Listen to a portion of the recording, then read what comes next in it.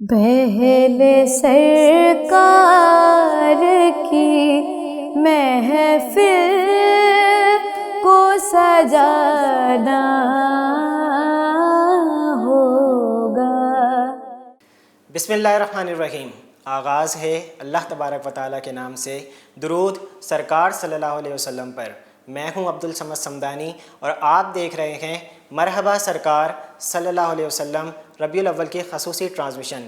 ایک بار پھر ہم آپ کو خوش آمدید کہتے ہیں اپنے پروگرام میں، اور میرے ساتھ موجود ہیں واجب الاحترام، قابل احترام محترم مفتی محمد جہانگیر عطاری صاحب، جن سے ہماری گفتگو چل رہی تھی۔ اور آج مفتی صاحب میں آپ سے یہ پوچھنا چاہتا ہوں کہ سرکار صلی اللہ علیہ وسلم کے آنے سے پہلے ابتدائی جو حالات تھے ان کے بارے میں ہمیں کچھ بتائیے۔ نبی پاک علیہ السلام کی جس دور میں ولادت ہوئی، اس دور میں مکہ مکرمہ کے حالات انتہائی ناگفتہ بے تھے کہ جہالت عام تھی، لوگ ایک خدائے وحدہ لا شریک کی عبادت کو چھوڑ چکے تھے اور ہزاروں خداؤں کی عبادت کی جاتی تھی۔ خود 313 بت کعبہ معظمہ کے گرد نصب کیے گئے تھے۔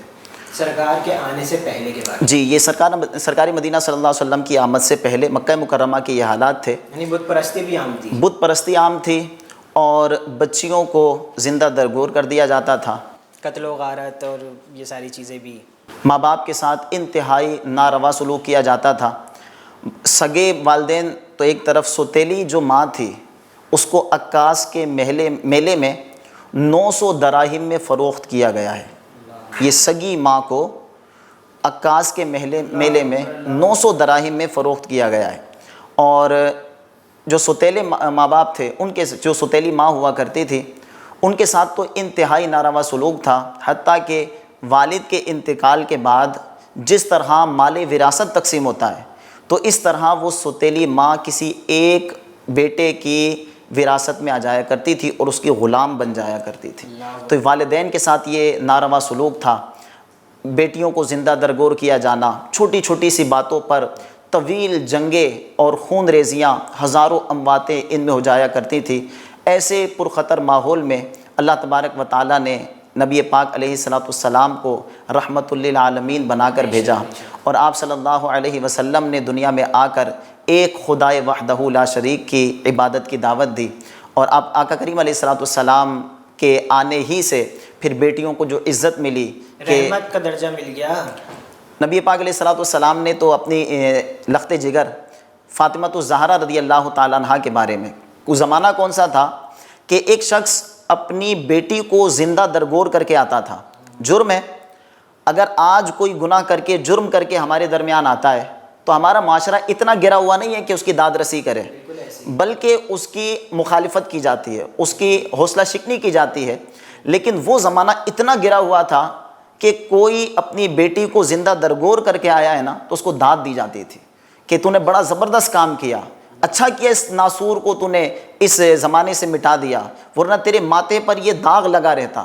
تو ایسے معاشرے میں کہ ایک طرف بیٹی کو اپنے لیے ذلت و عار تصور کیا جا رہا ہے، اور دوسری طرف نبی پاک علیہ السلام فرماتے ہیں کہ میری بیٹی فاطمہ میرے جگر کا ٹکڑا ہے۔ تو یہ کمال ہے نبی پاک علیہ السلام کا کہ بیٹی کو وہ مقام ملا کہ اب ایک طرف وہ زمانہ تھا کہ درگور کر کے خوشی محسوس کی جاتی تھی، اور جب نبی پاک علیہ السلام نے ایک حدیث بیان فرمائی، صحابہ کرام کا مجمع موجود ہے، آقا کریم علیہ السلام نے ارشاد فرمایا، جس شخص کو اللہ تبارک و تعالیٰ نے 3 بیٹیاں عطا کی اور اس نے ان کی اچھی پرورش کی اور بیٹوں کو اپنی بیٹیوں پر فوقیت نہ دی، تو وہ اور میں جنت میں اس طرح ہوں گے۔ جب حضور نے یہ ارشاد فرمایا نا، سامنے کون لوگ تھے؟ جو صحابہ کرام تھے نا، جو اسلام سے قبل اپنی بیٹیوں کو زندہ درگور کر دیا کرتے تھے۔ آج جب انہوں نے یہ مقام و مرتبہ بیٹی کا سنا تو تڑپ اٹھے۔ ایک صحابی کھڑے ہوئے، عرض کی حضور کسی کی 3 بیٹیاں نہ ہوں تو کیا کرے؟ ایک طرف بیٹی شرم و عار تھی، اور دوسری طرف آج اتنی اہمیت کہ وہ تڑپ گئے کہ حضور میری 3 بیٹیاں نہیں ہیں تو میں کیا کروں، مجھے یہ فضیلت کیسے حاصل ہو؟ تو میرے مصطفیٰ کریم علیہ الصلوۃ والسلام نے ارشاد فرمایا جس کی 2 بیٹیاں ہوں اس کو بھی یہی مقام ملے گا۔ یہاں تک کہ صحابہ فرماتے ہیں کہ اگر حضور سے ایک بیٹی کے متعلق سوال ہوتا تو بھی آقا کریم علیہ الصلوۃ والسلام یہی جواب۔ صحیح، یہ تو صرف بیٹیوں کے لیے ہے، اور ماؤں کو جو درجہ دیا آپ کے تو قدموں میں جنت ہے۔ جنت کو کھینچ کر ماں کے قدموں تلے، یہ آپ کی تشریف آوری یہ معجزے سے کم نہیں ہے۔ آقا کریم علیہ الصلوۃ والسلام رب تبارک و تعالیٰ کی بارگاہ سے سر تا پاں معجزہ بن کر تشریف لائے۔ اللہ کی سرتابہ قدم شان ہے یہ، انسان نہیں انسان وہ انسان ہے یہ۔ قرآن تو ایمان بتاتا ہے انہیں، ایمان یہ کہتا ہے میری جان ہے یہ۔ تو آقا کریم علیہ الصلوۃ والسلام تو سراپا معجزہ بن کر تشریف لائے۔ آپ کے پرورش کے حوالے سے بھی ہمیں بتائیے گا کہ رسول پاک صلی اللہ علیہ وسلم کی جو پرورش تھی اس کے حوالے سے بتائیے گا۔ نبی پاک علیہ الصلوۃ والسلام کی جب ولادت ہوئی تو کچھ دن تک آپ کی والدہ محترمہ حضرت آمنہ رضی اللہ تعالی عنہا نے آپ کو دودھ پلایا۔ اچھا، آپ کو حضرت ام ایمن نے بھی دودھ پلایا، اور کئی اور خواتین اسلام کا نام آتا ہے کہ جنہوں نے، والدین جو تھے والد گرامی، والد ماجد کا سایہ تو آپ کی پیدائش سے پہلے ہی سر سے اٹھ چکا تھا۔ آپ نبی پاک علیہ الصلوۃ والسلام جب دنیا میں تشریف لائے تو والد ماجد پہلے ہی انتقال فرما چکے تھے، اور آپ یوں کہ در یتیم پیدا ہوئے، یتیموں کے لیے آپ گویا کہ سہارا بن کر تشریف لائے۔ تو آقا کریم علیہ الصلوۃ والسلام جب تشریف لائے تو عربوں میں اس وقت دستور یہ تھا کہ اپنے بچوں کی پرورش کے لیے انہیں دیہات میں بھیجا جاتا تھا، گاؤں دیہاتوں میں، تاکہ ان کی جو عربی ہے یہ خالص ہو، مطلب تعلیم کے لیے، تعلیم و تربیت، جو بچپن کے خاص طور پہ معاملات ہیں یہ ان کے گاؤں دیہاتوں میں گزرا کرتے تھے۔ تو جو گاؤں دیہاتوں کی خواتین ہوا کرتی تھیں وہ شہروں میں آتی تھیں، اور اس وقت جو بچے ہوتے تھے انہیں لے کر چلی جاتی تھی، پھر وہاں ان کی پرورش کی جاتی تھی۔ تو نبی پاک علیہ الصلوۃ والسلام کی جب ولادت ہوئی تو اس وقت قبیلہ بنو سعد میں قحط سالی کا زمانہ تھا، اور وہاں بڑی غربت تھی، تو وہاں کی خواتین بھی نکلیں۔ حضرت حلیمہ سعدیہ رضی اللہ تعالیٰ عنہا یہ بھی ان کے ساتھ نکلی تھی، اور آپ کی اونٹنی بڑی کمزور تھی، تو جب ساتھ چلتے تھے تو ان کی اونٹنی پیچھے رہ جاتی تھی، تو خواتین نے کہا کہ اگر اس کے ساتھ چلے تو بہت پیچھے رہ جائیں گے، لہذا ہم آگے چلتے ہیں۔ تو انہیں چھوڑ کر لوگ آگے چلے گئے، تو خواتین نے امیروں کے بچے لے لیے، اور اب یہ وہ بچہ تھا کہ جو ظاہراً دیکھنے میں اس کے والد نہیں تھے، لیکن اللہ تبارک و تعالیٰ نے جسے کائنات کے لیے رحمت بنا کر بھیجا تھا۔ لوگ کیا جانتے کہ یہ بچہ کون ہے؟ کئی خواتین نے انہیں دودھ پلانے کی کوشش کی، نبی پاک علیہ الصلوۃ والسلام چہرہ پھیر لیتے تھے۔ پھر جب حضرت حلیمہ سعدیہ رضی اللہ تعالیٰ عنہ تشریف لاتی ہیں تو آقا کریم علیہ الصلوۃ والسلام نے ان کا دودھ بھی نوش فرمایا، اور جب انہوں نے انہیں اپنے ساتھ اونٹنی پر سوار کیا تو قربان جائیے وہ اونٹنی کہ جو کمزور تھی، جس سے چلا نہیں جاتا تھا، وہ واپسی میں تمام اونٹنیوں سے آگے نکل گئی۔ خواتین پوچھتی تھی کہ اے حلیمہ کیا تو نے اونٹنی تبدیل کر لی ہے؟ کہا اونٹنی تو وہی ہے لیکن اب سوار تبدیل ہو گیا ہے۔ سبحان اللہ۔ اچھا مفتی صاحب، آپ کے جھولا جھولنے کا بھی واقعہ آپ چاند سے جو ہے نا ذرا اس کے بارے میں بھی بتائیے گا۔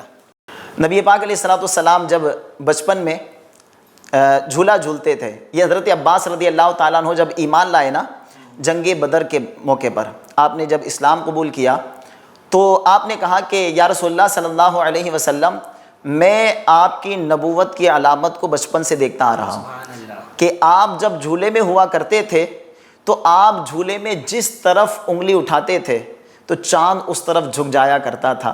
تو نبی پاک علیہ الصلوۃ والسلام نے ارشاد فرمایا کہ اے میرے چچا، میں چاند سے باتیں کیا کرتا تھا، چاند مجھ سے باتیں کیا کرتا تھا، اور وہ مجھے رونے سے بہلایا کرتا تھا۔ شعر مجھے یاد آ رہا ہے کہ چاند جھک جاتا جدھر انگلی اٹھاتے مہد میں، کیا ہی چلتا تھا اشاروں پر کھلونا نور کا، اور آپ تو اپنے اشارے سے چاند کو بھی 2 ٹکڑے کر دیا کرتے تھے۔ تو بہت ہی جو ہے نا یہ، اس کے علاوہ اور آپ کے جو ابتدائی تھے جب آپ دنیا میں تشریف لائے، اور بہت سارے معجزات ہوئے مفتی صاحب۔ تو گویا آپ کی جو زندگی ہے، جس طریقے سے آپ نے بتایا کہ سرکار سرتابہ قدم جو ہے نا وہ معجزہ ہی ہیں ہمارے لیے، اور آپ کی جو زندگی ہے وہ معجزہ ہے، اور آپ رحمت بنا کر بھیجے گئے۔ جب آپ دنیا میں آئے تو بیٹیوں کو رحمت بنا دیا گیا، ماؤں کے قدموں میں جنت رکھ دی گئی۔ آپ کا بہت بہت شکریہ مفتی محمد جہانگیر اتاری صاحب، آپ ہمارے ساتھ پروگرام میں پیش رہے، اور آپ نے ہماری کافی رہنمائی بھی کی۔ ناظرین، اسی کے ساتھ ہمیں اجازت دیجیے، ایک بار پھر مرحبا سرکار صلی اللہ علیہ وسلم ربیع الاول کی خصوصی نشریات سے انشاءاللہ تعالی دوبارہ حاضر ہوں گے. اپنا بہت خیال رکھیے گا. السلام علیکم ورحمۃ اللہ. پہل سرکار کی محفل کو سجانا